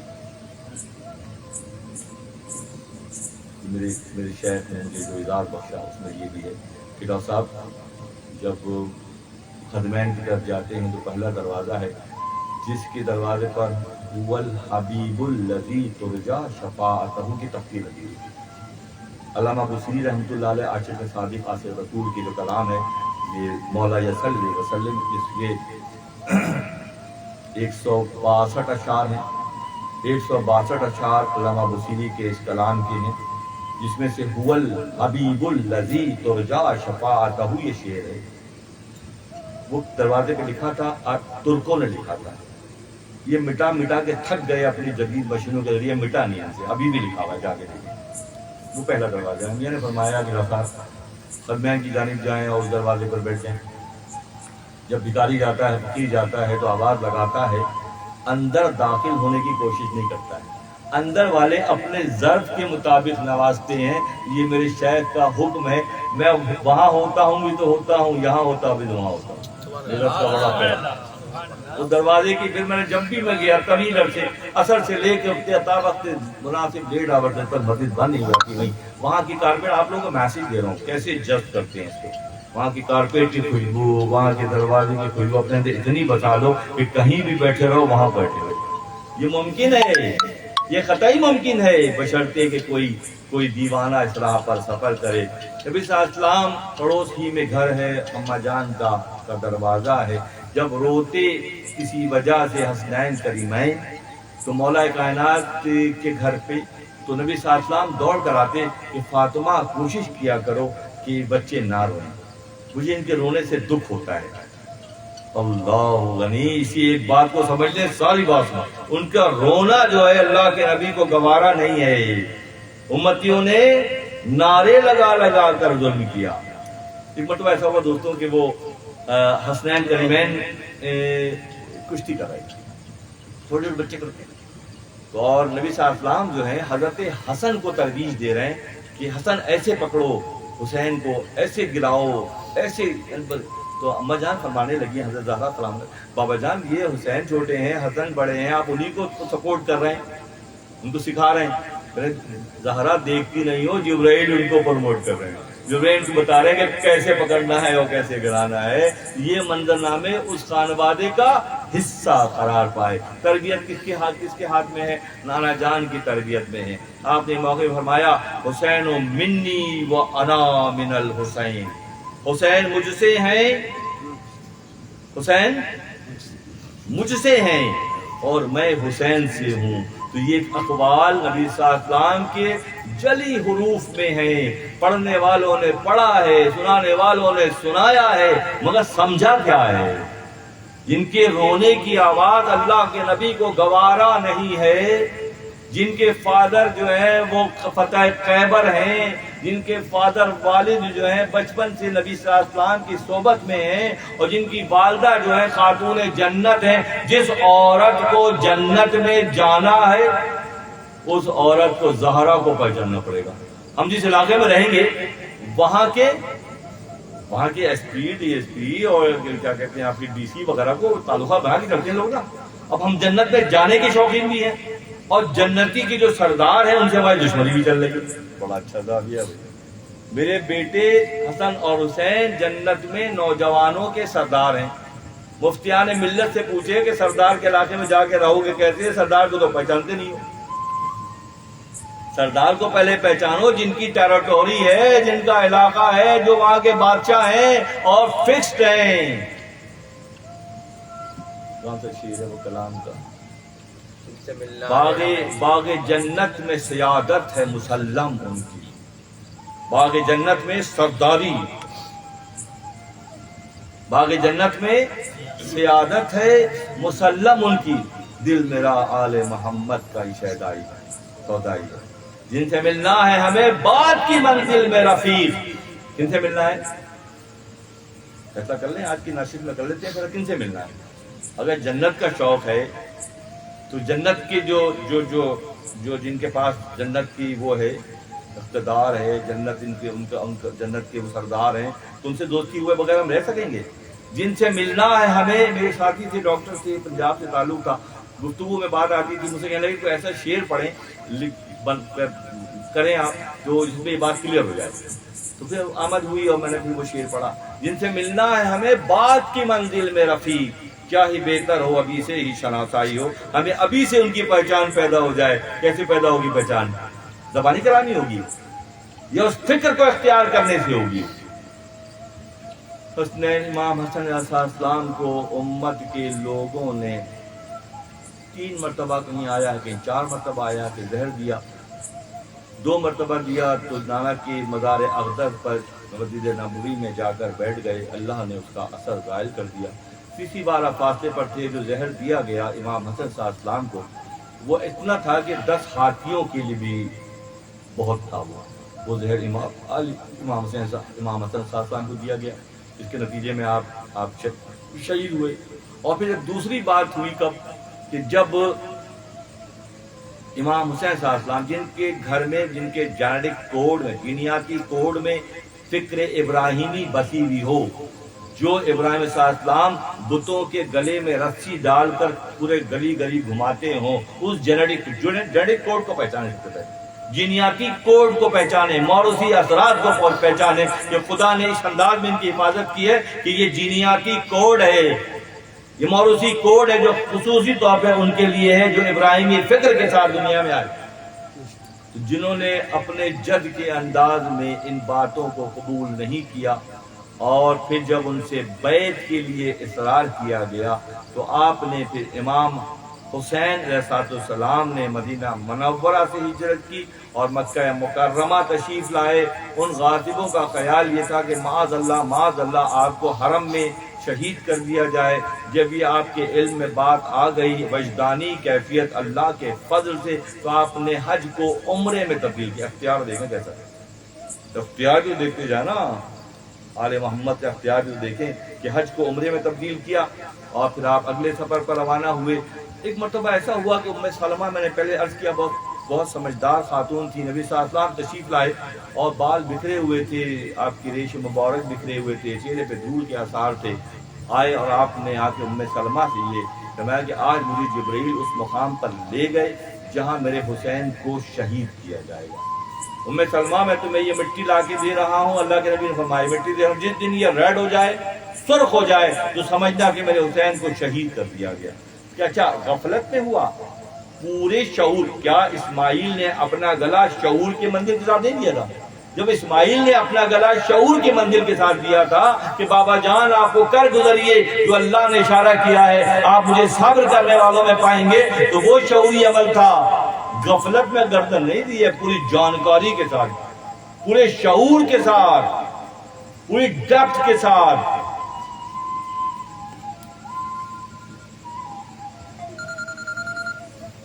حج کو عمرے سے تبدیل کیا۔ امام علی مقام اپنے خانوادے کے ساتھ، جو کسی بھی طرح کی فوجی ساز و سامان، تلواریں اور نیزوں کے بغیر تھا، مرد و خواتین سب ساتھ تھے، بچے بھی ساتھ تھے، بچیاں بھی ساتھ تھیں، سفر کر کے مقام پر پہنچے۔ وقت کے بادشاہ نے وقت کے اگر میں فرعون کہوں تو کوئی قباحت نہیں ہے، کیونکہ فرعون بھی بنی اسرائیل کے لڑکوں کو قتل کرتا تھا اور لڑکیوں کو چھوڑ دیتا تھا، اعلیٰ اقدار کو مٹاتا تھا اور ادنا اقدار کو پروموٹ کرتا تھا۔ کون کرتا تھا؟ یہ فرعون کرتا۔ اب فرعونی فکر سفر کرتی ہے معاشرے میں۔ اگر کسی شخصیت میں دیکھیں کہ اعلیٰ اقدار کو پامال کر رہا ہے اور ادنا چیزوں پہ گفتگو کر رہا ہے، تو سمجھ لیں اس کی فکر جو ہے فرعون سے میچ کرتی ہے۔ اس کے لیے میں اکثر یہ کہتا ہوں کہ اس دور کا فرعون، اس دور کا 2022 اس دور کا فرعون اس دور کے موسیٰ کو تلاش کر رہا ہے، جیسے اس دور کے فرعون نے موسیٰ کو تلاش کیا. اور یقتلون ابناءکم ویستحیون نساءکم، کہ لڑکوں کو قتل کرتا جاتا تھا اور بچیوں کو چھوڑتا جاتا تھا. اس دور کے فرعون نے یہ کیا کہ امام سے بیعت کے لیے اصرار کیا. اور جب امام نے حضرت معین الدین چشتی اجمیری رحمۃ اللہ علیہ کا یہ شعر، میں سمجھتا ہوں خواجہ صاحب کی بخشش اور درجات کی بلندی کے لیے ایک ہی شعر تھا. کسی کا بعض اوقات ایک عمل ترازو میں اتنا وزندار ہو جاتا ہے کہ وہ ترازو کو جھکا دیتا ہے. شاہ ہست حسین بادشاہ ہست حسین، دی ہست حسین دی فنو ہست حسین، سردو دست ندو در دست یزید، حقا کے بنو بنو بنا کہتے ہیں بنیاد کو. یہ بنیاد پڑی ہے اس کی تو خدائی کی، پتھر رکھے ڈالے گئے بڑے بڑے، پھر اس کی بنیاد رکھی گئی. تو یہ آپ اچھا فرش بنا ہوا ہے، آپ یہاں بیٹھے ہوئے ہیں. حقا کے بنو الہ الہ، لا الہ کی جو بنیاد ہے وہ کون ہے؟ امام علی مقام امام حسین علیہ السلام. جو واقعہ ہوا 61 ہجری میں محرم الحرام، آج 5 تاریخ ہے. اور یہ سفر جو شروعات جہاں اسماعیل سے ہوئی تھی، وہاں امام کی ذات میں آ کر غریب سادہ و رنگین ہے داستان حرم، نہایت اس کی حسین ابتدا اسماعیل. جو اسماعیل علیہ السلام نے بابا کے خواب کے نتیجے میں اپنی گردن گلا دینے کا ارادہ کر لیا تھا، وہ گلا سورہ صفات کی آیت ہے. وَتَرَكْنَا عَلَيْهِ فِي الْآخِرِينَ سَلَامًا عَلَىٰ إِبْرَاہِيمَ، کہ آپ نے اپنا خواب سچا کر دکھایا. فدیے میں ایک مینڈھا بھیجا گیا اور اس کو وَتَرَكْنَا عَلَيْهِ فِي الْآخِرِينَ، اور بعد والوں کے لیے اس کو بچا کے رکھ دیا گیا. کس کو؟ اسماعیل کو بچا لیا گیا. اسماعیل کی پیشانی میں نور محمدی تھا نا، اسماعیل کی پیشانی میں نور محمدی تھا. مینڈھا بھیج دیا گیا. اور مینڈھا کبھی بھی ذبح عظیم قرار، ایک جانور ادنا درجے کا جانور عظیم قربانی نہیں ہے. کوئی کسی عارف نے کہا کہ یہ عظیم قربانی نہیں ہے، یہ تو مینڈھے کی قربانی ہے، تم بچیا کاٹ دیتے ہو. بلکہ میں تو اکثر ترویج کرتا ہوں، اس بات کی اشاعت کرتا ہوں کہ ہم مینڈھے کو ہی بھول گئے. ہمیں تو بچیا اچھی لگتی ہے، کوئی 10 من کی بچیا، آپ کیا بچیا لائے ڈاکٹر صاحب یار، اتنی بڑی بچیا. ہم اس سے بھی ہٹ گئے.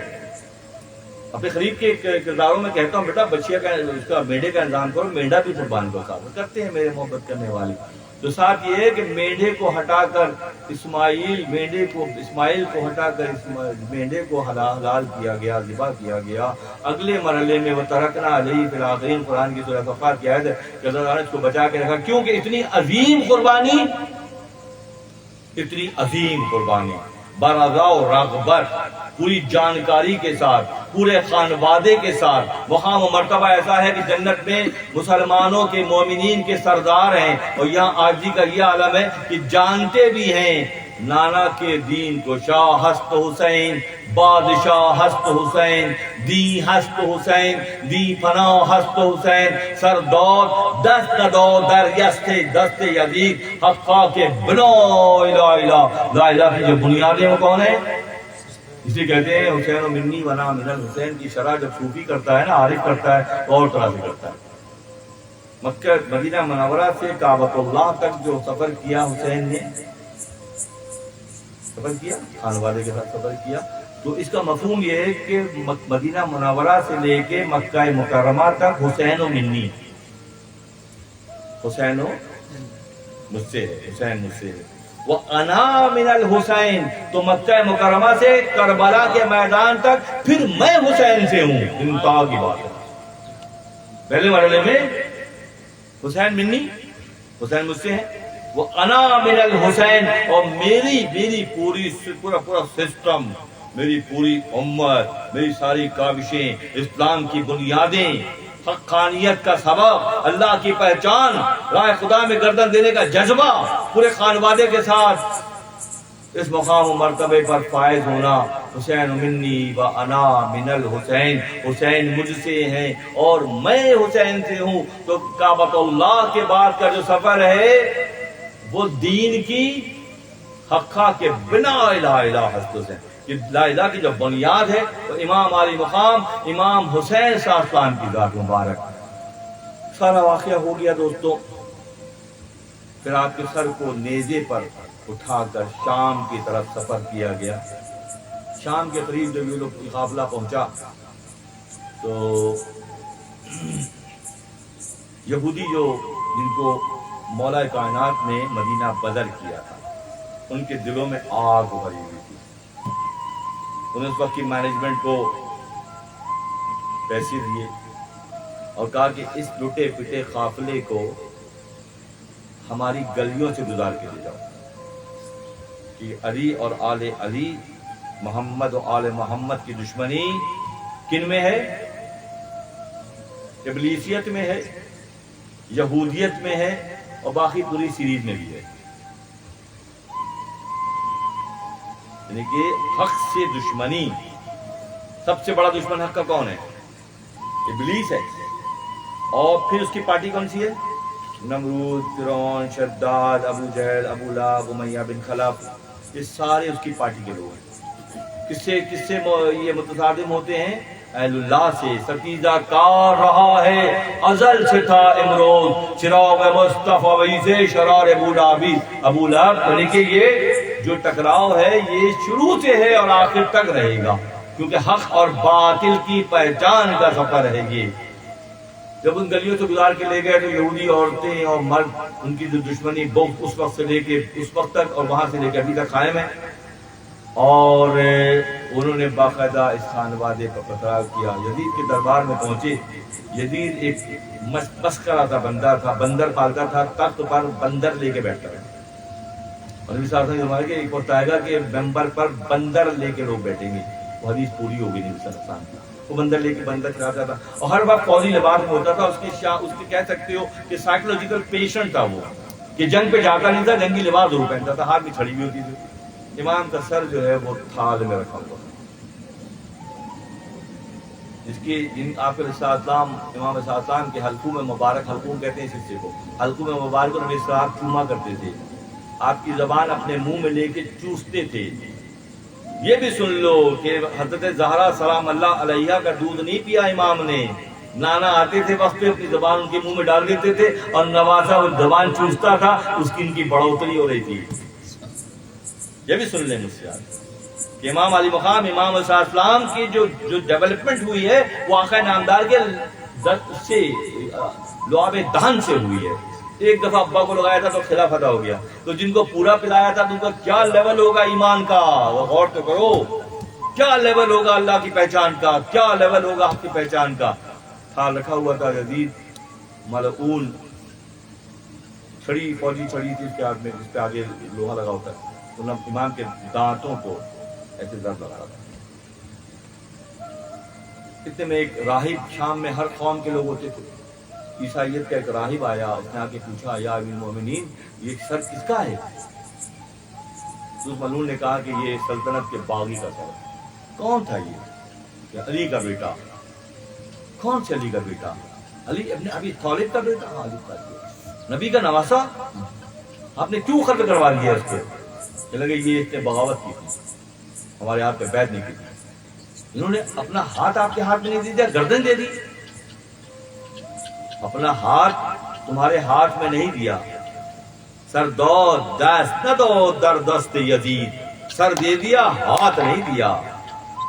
سردار دست نہ دو در دست یزید، حق خواہ کے بلو الہ الہ حسن حسین. انہوں نے اپنا ہاتھ نہیں دیا، سر دے دیا تھا. اسی بات پہ میں اسلام کی حقانیت پر ایمان لاتا ہوں، کلمہ پڑھتا ہوں. تو راہب جو ہے کلمہ پڑھنے لگا. اس نے یزید نے کہا کہ ابھی تک تو ذمہ تھا. ذمہ ان کو کہتے ہیں اسلامی ریاست میں جو غیر مسلم رہتے ہیں ان کو ذمہ کہتے ہیں. وہ ٹیکس دیتے ہیں اور رہتے ہیں بڑے آرام سے. سلطنت عثمانیہ کے دور میں ترکی میں 35% ذمہ لوگ رہتے تھے.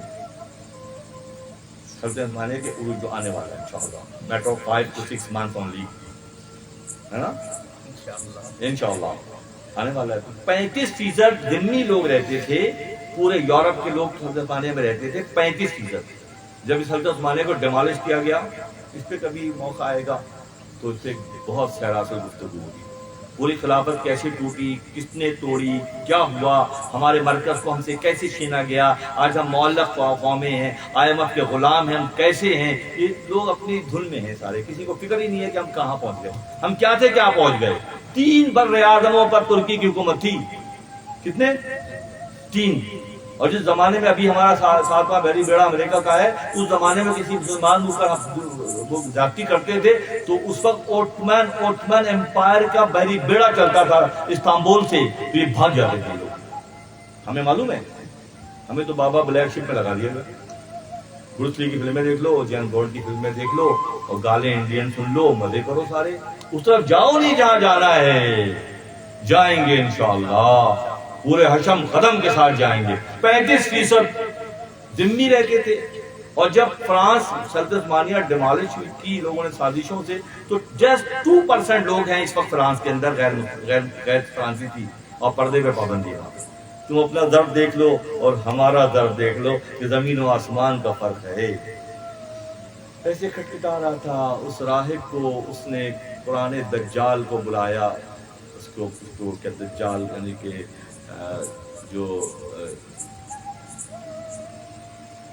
جو گردنیں مارتے تھے، قتل کرتے تھے، دربار کے جو لوگ ہوتے ہیں، اس کو بلا کر اس کی جلاد کو بلایا اور اس راہب کی اس نے گردن کٹوا دی. جب گفتگو کا شور بڑھ گیا دربار میں، شامی دربار میں، تو جب ہوتا کیا ہے کہ بھئی نماز نماز نماز نماز، اذان اذان اذان اذان، تو اس دور میں بھی ہوتا تھا، آج کل بھی ہو رہا ہے، بھی چلتا ہے. ہاں، نہ ہو دل ہی حاضر تو کیا ہے نمازیں، نہ ہو دل ہی حاضر تو کیا ہے. میاں صاحب قبلہ کا شعر ہر بار پڑھتے ہیں، ہر بار کو پڑھتے ہیں. نہ ہو دل ہی حاضر تو کیا ہے نمازیں، جھکا سر مگر دل رہا بے جھکائی. دل نہیں جھک رہا ہے، صرف سر جھک رہا ہے. اگر تمہاری ہمیانی میں، تمہاری تھیلی میں، تمہاری جیب میں کتنی اشرفیاں ہیں اعمال کی، نماز کی، ہمیں دکھاؤ کہ ہاں آئیں گی آ رہی ہے راستے میں. ہاں، یہ بے عملی ہے. ہر معاملے میں شان کو کیلکولیشن کرتے ہو، end of the month calculation کرتے ہو، end of the year calculation کرتے ہو کہ اس سال میں کتنا کمایا کتنا گنوایا. اور یہ 40 سال ہو گئے تمہیں نماز پڑھتے ہوئے، نہ تمہاری فکر میں تبدیلی آئی، نہ شکل و شباہت میں تبدیلی آئی، نہ روزمرہ کے معاملات میں تبدیلی آئی. کیا کر رہے ہو؟ یہ نماز نماز اذان اذان کی آواز لگائی تو اذان دینے کے لیے ایک بندہ کھڑا ہو گیا شام کے دربار میں، جلیل کے دربار میں. جب اشہد ان محمد رسول اللہ پہ پہنچا تو حضرت زینب سلام اللہ علیہا نے روک دیا. رکو، یہ محمد جن کا تم اذان میں نام لے رہے ہو، یہ تمہارے نانا تھے کہ ہمارے نانا تھے؟ سناٹا چھا گیا پورے دربار میں. دشت کربل میں کھڑا سوچ رہا تھا اسلام، دشت کربل میں کھڑا سوچ رہا تھا اسلام، فائدہ کیا ہوا کافر کو مسلمان کر کے کہ کوئی تبدیلی نہیں آئی. اور محشر میں گئے شیخ تو اعمال ندارت، اور جس مال کے تاجر تھے وہی مال ندارت. کلوزنگ پہ آتا ہوں، قل لا اسألکم الیہ. دیکھیں دوستو، آج کی تاریخ میں لکھ لیں سورہ شورا آیت نمبر 23 325 کا صیغہ ہے، جا کے لکھیے، وہاں پہ پیپر لگائیے اور اس کو سمجھیے کہ اللہ کے نبی نے اس دور کے لوگوں کو جو برہنہ ہو کر طواف کرتے تھے کعبے کا، خواتین اپنے گھروں پہ جھنڈے لگاتی تھیں دعوت عام کے لیے، اور بیٹیوں کو یہ زندہ دفن کرتے تھے، اس کی اتنی محنت کی ہوگی تو اس سے نکالا ہوگا. کتنی محنت کی ہوگی، اور صرف 23 سال میں کی. صرف 23 سال میں عربستان کو بدل دیا اللہ کے نبی نے. Just matter of 23 years just. تو 23 سال میں اتنا بڑا کارنامہ ہوا. پھر آپ فرماتے ہیں کہ میں تم سے اس محنت کا کوئی سوال نہیں کر رہا، کچھ نہیں مانگ رہا. یہ کیا ہے؟ یہ شان رحمت للعالمین ہے، شان ربوبیت ہے، اللہ کی شان ہے. تو شان رحمت العالمین اس طرح چل رہی ہے کہ اتنی محنت کی تم پر، تمہاری پوری فکر کو 180 ڈگری پہ چینج کیا اللہ کے نبی نے. کہ جینیاتی جو خرابیاں ہوتی ہیں دوستوں، وہ صرف انبیاء صحیح کر سکتے ہیں، اور اہل اللہ چھوٹی چھوٹی برائیوں کو دور کرتے ہیں. اب اہل اللہ بھی برائیوں کو دور کرتے ہیں، مگر جو جینیاتی موروثی غصہ ہے، غضب ہے، تکبر ہے، خود پسندی ہے، رذالت ہے، ابلیسیت ہے، تو اس کو تبدیل کرنے کے لیے اللہ ابلیس کو دکھاتا ہے کہ تو چاہے کتنا بہکا لے، میرا بندہ کوئی توبہ کروا کے اسے پاس کروا دے گا۔ تو ابلیسیت، یہ جینیٹک کوڈ کی جو خرابیاں ہوتی ہیں، 180 ڈگری پہ اللہ کے نبی نے ان کو چینج کیا، اور پھر یہ فرمایا کہ میں تم سے کوئی سوال نہیں کر رہا، کوئی سوال نہیں کر رہا، ہاں الا مودتا، میرے خرابت داروں سے محبت کرنا۔ آج ہی ٹٹولیے دلوں کو، آج ہی ٹٹولیے۔ ہم شیعت کی مخالفت میں اہل بیت اپنا کو چھوڑ کے بیٹھ گئے، ایسا ہوگا؟ تشیع کی مخالفت کرتے کرتے ہم اللہ کے نبی کے خانوادے سے کیا ہو گئے؟ دور ہو گئے۔ نہ ہمارے گھروں میں حسن ملیں گے، نہ حسین ملیں گے، نہ زینب ملیں گی، نہ زین العابدین ملیں گے، نہ جعفر ملیں گے، نہ باقر ملیں گے۔ کیوں بھائی؟ کہ جی وہ ہمیں شیعہ سمجھیں گے۔ تو ان کا تو تمہیں خوف ہے، اس کا خوف نہیں ہے، اس کا خوف نہیں ہے تمہیں، جو جہاں سے چاہتا ہے پکڑ لیتا ہے۔ میں ساری محنت کا کوئی محنتانہ تم سے نہیں مانگ رہا، الا مودۃ فی القربا، کہ میرے خرابت داروں سے محبت کرنا۔ تو خرابت دار کون ہیں؟ یہ 5 نفوس خرابت دار ہیں۔ اس کوائٹ کلیئر ہو گئی بات کہ یہ وہ 5 نفوس ہیں جن کو اللہ کے نے فرمایا کہ میرے اہل بیت ہیں۔ ان کی پہچان، ان سے محبت، ان سے تعلق، ان کے نام زبانوں پر آئیں تاکہ خیر و برکت ہمارے گھروں میں واپس آ جائے، جو چھن گئی ہے، جو چھن گئی ہے نا۔ جب قرابت داری کا تعین کر دیا گیا، اللہ کی بارگاہ میں دست دعا ہوں، فلسفہ قربانی اور فلسفہ شہادت کو جس حد المقدور فقیر نے کوشش کی اور میسج ڈلیور کیا۔ جب خانقاہ میں میرا بیان ہوتا تھا گلزار خیریہ پاپور نگر میں، تو ایسی کسی بیان میں نے بچوں سے وعدہ لیا تھا کہ کون کون بچے جو کنوارے ہیں، جن کی شادیاں نہیں ہوئی ہیں، کل کو اللہ انہیں اولاد سے نوازے گی تو کیا نام رکھو گے؟ تو بہت سونے ہار بھائی کہا تھا ڈاکٹر صاحب ہم یہ نام رکھیں گے جو آپ رکھتے ہیں۔ کم سے کم ہماری پکار میں تو بات آ جائے گی۔ ہم پکار سے بھی گئے، بائے ناکامی متائے کارواں جاتا رہا، کارواں کے دل سے احساس ضیاء جاتا رہا۔ کیا نقصان ہو رہا ہے اس کا احساس بھی نہیں ہے۔ جہاں سے جاگے وہیں سے سویرا ہے۔ تو اگر آج بھی ابراہیم کا ایما پیدا، آگ کر سکتی ہے اندازے گلستاں پیدا۔